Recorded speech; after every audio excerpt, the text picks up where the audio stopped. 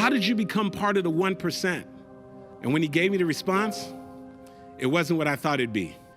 He said, hey man, I'm gonna come by your house and pick you up. We got in the car and he drove me over to a neighborhood in Hollywood, Florida by the name of Carver Ranches. And he drove me down the street and he said, hey man, you see that building over there? He said, I used to live in that unit. He said, it's just over 600 square feet.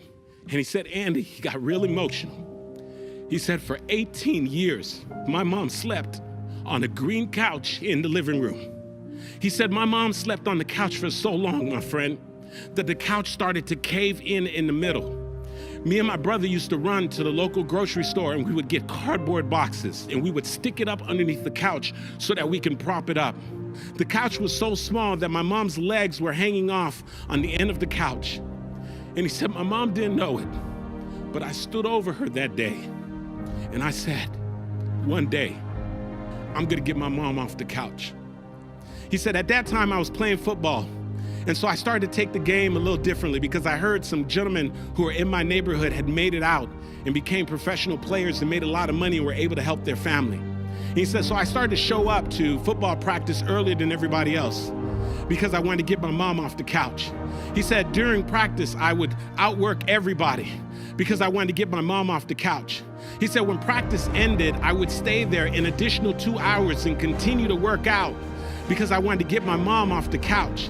He said that commitment, that drive, that work ethic got me a scholarship to the University of Florida. But when I got there, I was sitting on the bench. And he said that there are times when I was sitting on the bench that I thought about giving up, but I didn't because I wanted to get my mom off the couch.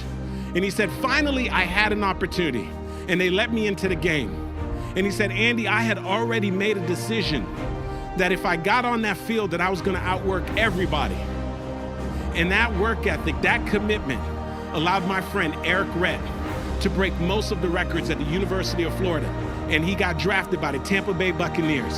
And one of the very first things that he did was drive down to a neighborhood in Plantation, Florida. And he bought his mom a 4,000 square foot home, 3-car garage, and a big king-size bed. And the most important thing is he got his mom off the couch. And here's what I say to you. You gotta find your green couch in life. You gotta find the things that are gonna make it worth it for you so that you can keep pushing forward. You've got gifts, you've got skills, you've got talents. You need to lend those gifts and those talents to make a major contribution. Get out there and make your mark. This has been Andy Enriquez, and it's been an absolute pleasure to be with you. Out of nowhere, she gets a knock on the door. When my mom opens up the door, the gentleman on the other end, he hands my mom these legal documents. She starts flipping through the pages, and then she realizes that the property is going to foreclosure. She picks up the phone and she calls them up. And she goes, Hello? Oui, this is Marie. Yes, I received the papers in the mail. It says that the property is going to foreclosure. But I don't understand. Every month I pay the landlord on time. Every month I pay him. I don't understand why the property is going through foreclosure. The lady on the line could tell that my mom sincerely did not understand what was going on. She said, oh, Marie, even though you've been paying the landlord money every single month on time, the landlord has a mortgage. The mortgage is attached to the property. Because of that, the bank has the right to foreclose. And so, ma'am, the property is gonna go to foreclosure. And so my mom asked her, do you think that maybe I can go to the foreclosure sale? Whoever buys the property, I will be a good tenant for them. I will stay in the property. I will pay them the rent. Please, do you think that they will let me stay? And you know what the lady told my mom? She said, ma'am, it's not even worth you showing up. Whoever buys that property is not gonna want to keep your little restaurant in there. So my mom was devastated. She's like, this is how I take care of my 2 boys. I got all my life savings into this property. And so about 2 weeks later, my mom says, you know what? I know that sometimes you don't just have to listen to what people tell you. My mom shows up to the foreclosure sale. She's expecting a room full of investors, but to her surprise, there's only 2 people there. The auctioneer and the representative from the bank. Now, before my mom could realize what's going on, the auctioneer steps up to the podium and says, ladies and gentlemen, we're about to start the bidding process on 540 West Atlantic Avenue. If you're here to bid on the property, please raise your hand. And so naturally, the representative from the bank is standing over here. She raises her hand. My mom, who had no intentions on bidding on the property, doesn't even know how this thing works. My mom decided to take an act of faith and raise her hand. The auctioneer said, very well, we're gonna start the bidding process at $30,000. Can I get a $30,000? The representative from the bank is standing here, says $30,000. My mom's still in the game, no money, $35,000. It gets over here to the bankers, that banker says $36,000. This goes on and on. Now they're in the 40s, now they're in the 50s, now they're in the 60s, now they're in the 70s. It gets over here to the bankers, that banker says $76,000. Now, my mom's like, I might as well have some fun. I don't have any money anyway. We must be playing with some Monopoly money. And so my mom, attitude and all, my mom goes, $76,500. The representative from the bank is standing here with a clip pad.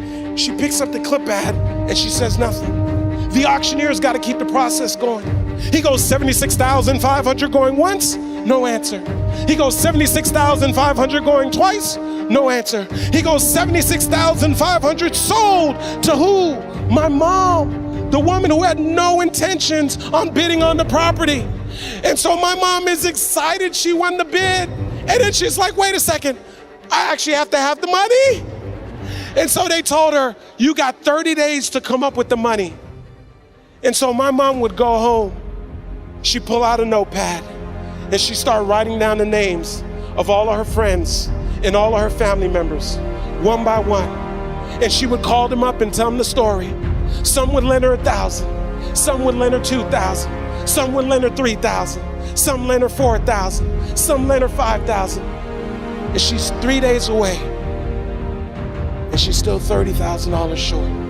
My mom's thinking, maybe this isn't meant to be.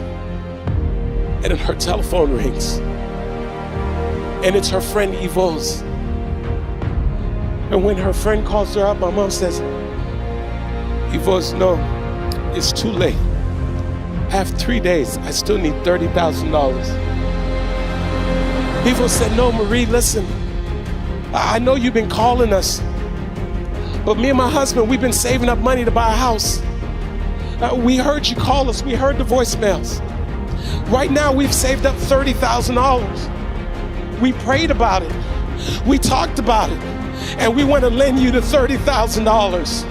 So my mom would go and get the money from Evo's and all of her friends and all of her family members. And she would drive over to the bank and get a cashier's check. She would get back in the car, drive up to Palm Beach, look at that big, thick cashier's window with the little hole at the bottom. My mom would proudly take that cashier's check and slide it through the little hole. And that day, my mom went from being the tenant to being the landlord, all because she was willing to show up.